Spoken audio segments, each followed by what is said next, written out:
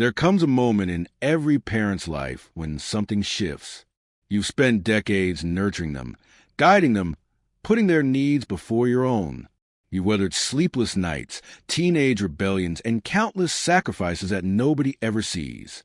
But then one day, you notice it, the subtle change in the way they speak to you, the dismissive tone, the eye rolls when you offer advice, the way they talk over you at family gatherings, as if your voice no longer matters. And it hurts. It cuts deeper than they could possibly understand. Because after everything you've given, after all those years of putting them first, the last thing you expected was to be treated as though your thoughts, your feelings, your very presence has somehow become less important. If your adult children have started treating you with less respect than you deserve, you might feel a complex mixture of emotions, confusion, frustration, even anger. Your first instinct might be to remind them of everything you've done, to demand the respect you've earned through years of parenting. But here's the difficult truth. Demanding respect rarely works. In fact, it often makes the situation worse. Today, I'm going to share something different. 6 powerful approaches that can transform your relationship with your adult children. Not through confrontation, not through guilt, but through subtle shifts in the way you carry yourself and respond to disrespect. These methods might surprise you. Some might even feel counterintuitive at first. But if you stay with me until the end, you'll discover how to reclaim your place as a respected, valued figure in their lives without a single argument. Action 1. Stop chasing their approval. One of the most painful paradoxes of parenting is this. The more desperately you seek your children's approval, the less likely you are to receive it. Many parents, especially as they grow older, fall into a pattern of constantly trying to please their adult children. You might recognize this in yourself. Always being the one to call first, rearranging your schedule to accommodate theirs, keeping your opinions to yourself to avoid conflict, or saying yes when every part of you wants to say no. You do these things with the best intentions, to maintain peace, to stay connected, to show your love. But there's an unfortunate truth we must face. Respect isn't earned through self-sacrifice. It's earned through self-respect. I once knew a woman named Catherine. In her younger years, she was confident and self-assured, the kind of mother who commanded natural respect from her children.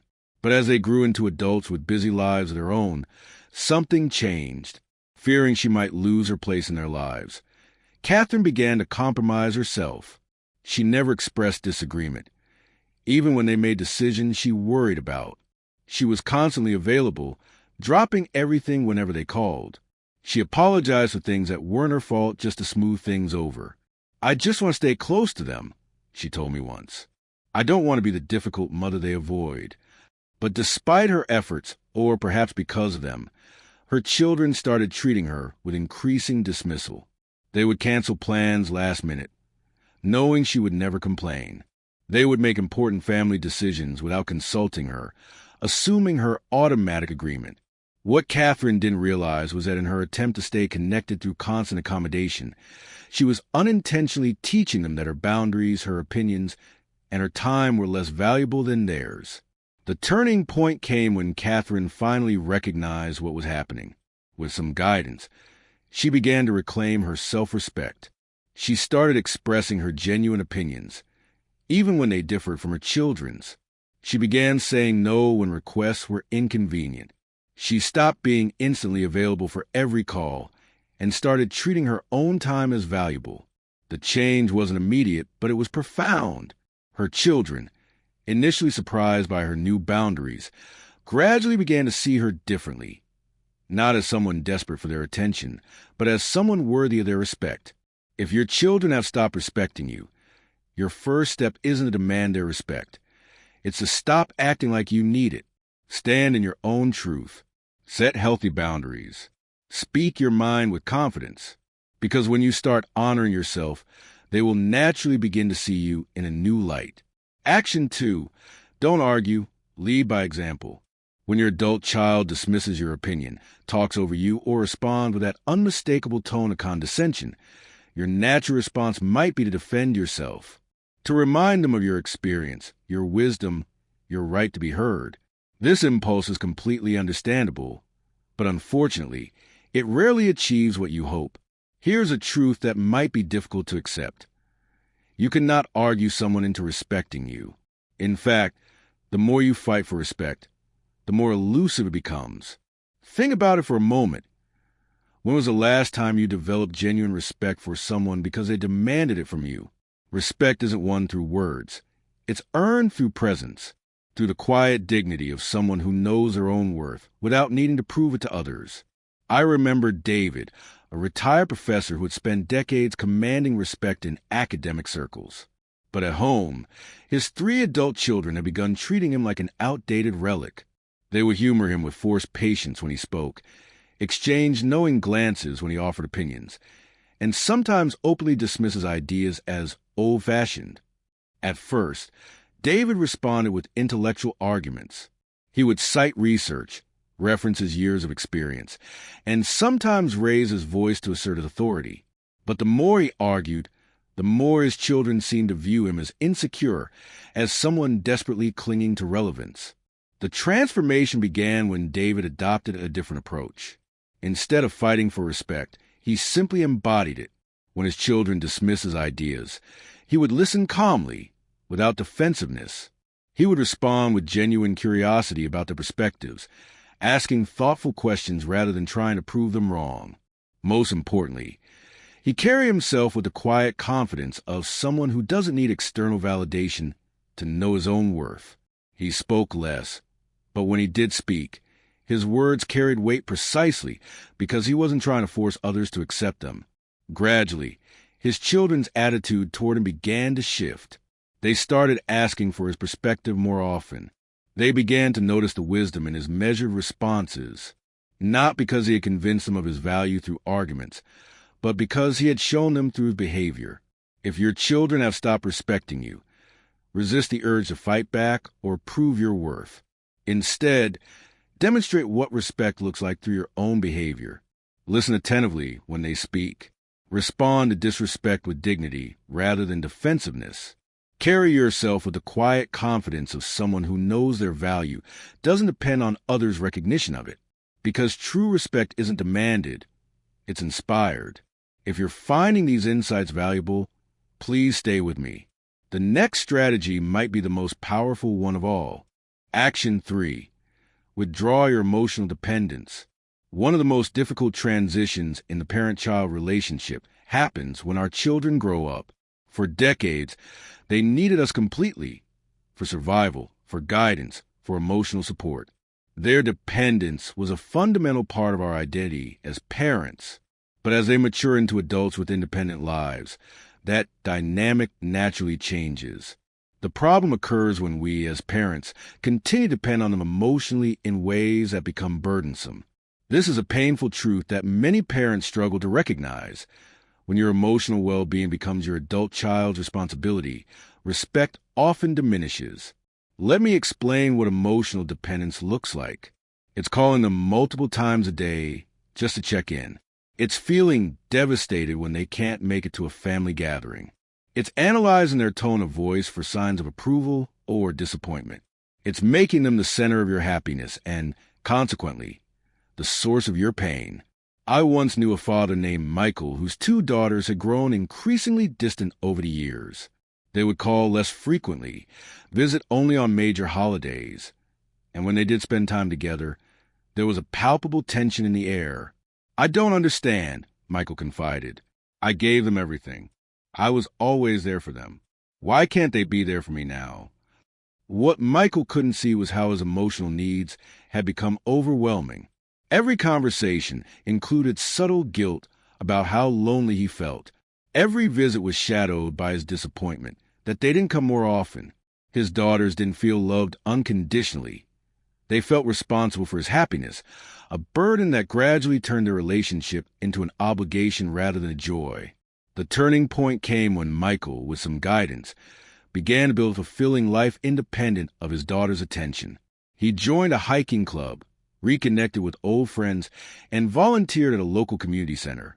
He still loved his daughters deeply, but he no longer needed their constant validation to feel complete. Something remarkable happened then. Without the pressure of being responsible for their father's happiness, his daughters started calling more often. Their visits became more frequent and, most importantly, more genuine.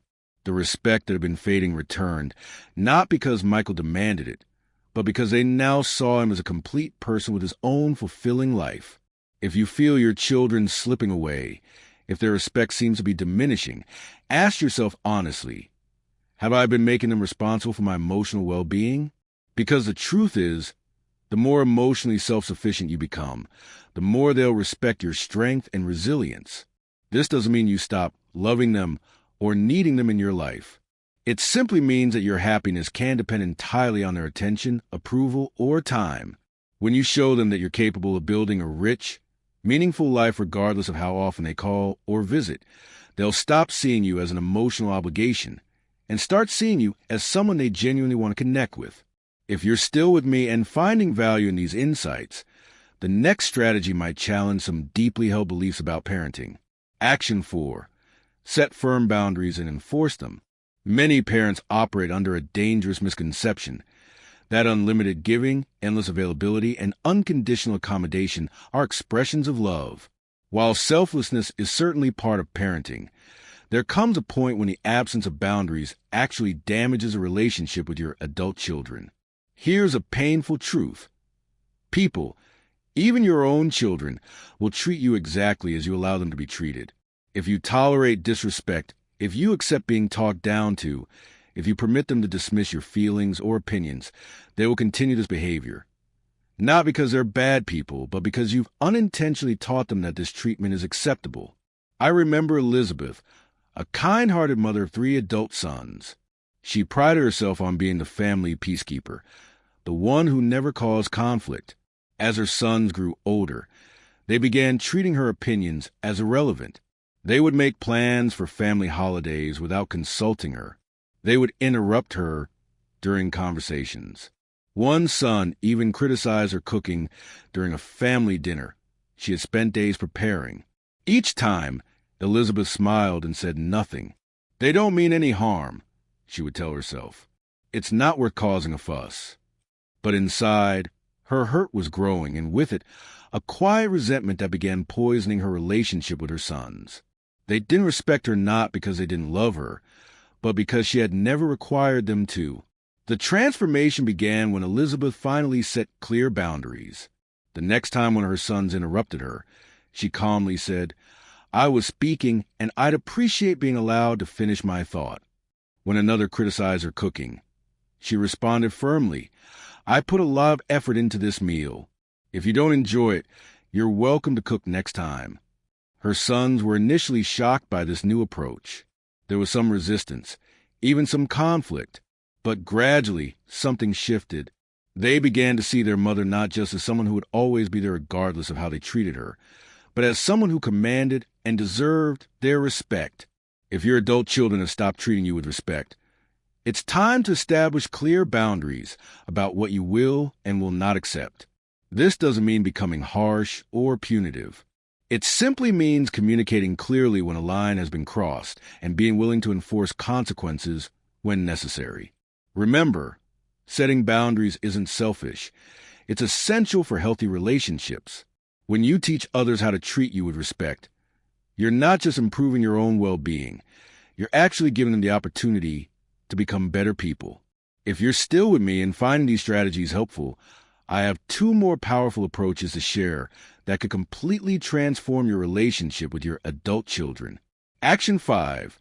Stop giving without appreciation. One of the most painful dynamics between parents and their adult children occurs when generosity becomes expected rather than appreciated. Many parents continue giving endlessly to their children long into adulthood: financial support, childcare, emotional labor, practical help, often receiving little acknowledgement in return. The hard truth is this: when you consistently give to someone who doesn't express gratitude, you're not building love, you're building entitlement. Your generosity stops being seen as a gift and starts being perceived as an obligation. And when that happens, respect inevitably diminishes. I remember Thomas, a generous father who had always been there for his daughter Rebecca. When she bought her first home, he spent weeks helping with renovations. When she needed financial help, he never hesitated. when she had children. He was always available for babysitting, often canceling his own plans to accommodate her schedule. But despite all this giving, Thomas felt increasingly taken for granted. Rebecca rarely expressed thanks. She would often change plans last minute, expecting her father to adjust. Sometimes she would criticize his efforts, focusing on what he hadn't done rather than appreciating what he had. The turning point came when Thomas finally recognized that his unappreciated giving was actually damaging their relationship. With some guidance, he began making changes. He started saying no when babysitting requests conflicted with his own plans. He became more selective about offering financial help. Most importantly, when he did give, he gently but clearly expressed his expectation of appreciation. "I'm happy to help with the kids on Saturday," he would say, "but I'm planning something for myself on Sunday." The change wasn't immediate, but over time, something remarkable happened. Rebecca began saying, "Thank you" more often. She started asking about his schedule before assuming he was available. She began to see his help not as an entitlement, but as a gift. And with that shift, her respect for him deepened.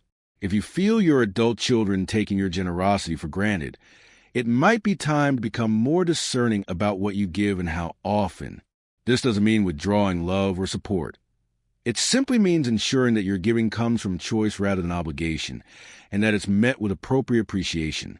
Because the truth is, when your generosity is recognized and valued rather than expected, respect naturally follows. If you stayed with me this far, you're clearly committed to improving your relationship with your adult children. The final strategy I'm about to share might be the most powerful of all. Action 6. Build a life that inspires respect. Perhaps the most important truth about earning respect from your adult children is this: they respect what they admire. And what people admire, almost universally, is someone living a purposeful, fulfilling life on their own terms. Many parents, particularly as they age, make their adult children the center of their universe. Their conversations revolve around their children's lives. Their schedule opens completely whenever their children are available. Their happiness rises and falls with each phone call, visit, or family gathering. While this might seem like a demonstration of love, it often has an unintended consequence. It can make your children see you as someone without a complete life of your own. And unfortunately, this perception rarely inspires respect. I remember meeting Joan, a widow in her 70s who measured her weeks by her children's phone calls and visits. Her 3 adult children lived in different states, and Joan had little else filling her days besides waiting for their communication. When they didn't call, she would call them, often multiple times, until they answered. Her conversations focused almost exclusively on their lives and when she might see them next. Over time, Joan noticed her children's calls becoming shorter and less frequent. When they did visit, there was an undercurrent of obligation rather than joy. She was becoming, in her own painful words, someone they check on rather than someone they want to be with.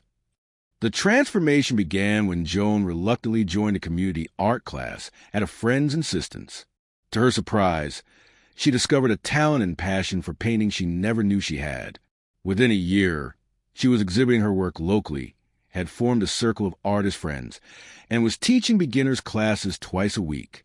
When her children called now, she had her own stories to share about her latest painting, about the students she was mentoring, about the art show she was planning.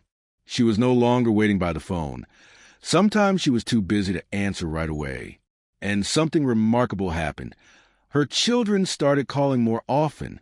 They began asking about her art, her friends, her classes. They saw her through new eyes, as someone with passion, purpose, and a life that extended beyond her identity as their mother. If you want to reclaim your adult children's respect, the most powerful step you can take is to build a life that inspires it. Develop interests that have nothing to do with them. Cultivate friendships that fulfill you. Pursue passions that challenge and engage you. Create a life so interesting and complete that your children see you not just as a parent, but as a whole person worthy of their admiration. This doesn't mean you love them any less. It simply means you recognize that the greatest gift you can give them, and yourself, is the example of a parent who continues to grow, to learn, and to live with purpose at every stage of life. Final thoughts. The path back to respect. As we conclude this journey together, I want to remind you of something important. If your relationship with your adult children has changed, if their respect seems to have diminished, it doesn't mean you failed as a parent. Relationships evolve, dynamics shift, and sometimes the strategies that once expressed love, self-sacrifice, constant availability, unlimited giving need to evolve as well. The path back to respect isn't about demanding recognition for all you've done. It's about standing firmly in your own worth now. It's about stopping the chase for approval, because respect is earned through self-respect. Leading by example rather than arguing your case. Withdrawing emotional dependence so they can connect with you freely rather than out of obligation. Setting clear boundaries about how you deserve to be treated. Ensuring your generosity is appreciated rather than expected. Building a life so fulfilling that it naturally commands admiration. These changes won't happen overnight. There might be resistance at first, even confusion or conflict. Your adult children have grown accustomed to a certain dynamic, and shifts in that pattern will require adjustment on both sides. But I promise you this, when you begin to value yourself as much as you value them, when you reclaim your identity beyond parenthood, when you require that love flow with respect in both directions, you create the opportunity for a new kind of relationship, one based not on obligation or habit, but on mutual respect, genuine appreciation, and a deep joy of connecting as whole people who choose to be in each other's lives. Thank you for staying with me through these reflections. If you found value in these insights, please share your thoughts in the comments below. What resonated most strongly with you? Which strategy will you try first? Your experiences and wisdom might help others facing similar challenges. If you enjoyed this video and found it helpful, please consider subscribing and turning on notifications so you don't miss future content. Your support means the world to us and helps us continue creating videos that inform, inspire, and hopefully make a difference in your life. Until next time, remember this. It's never too late to transform a relationship. The respect you desire is possible, and it begins as all meaningful change does with you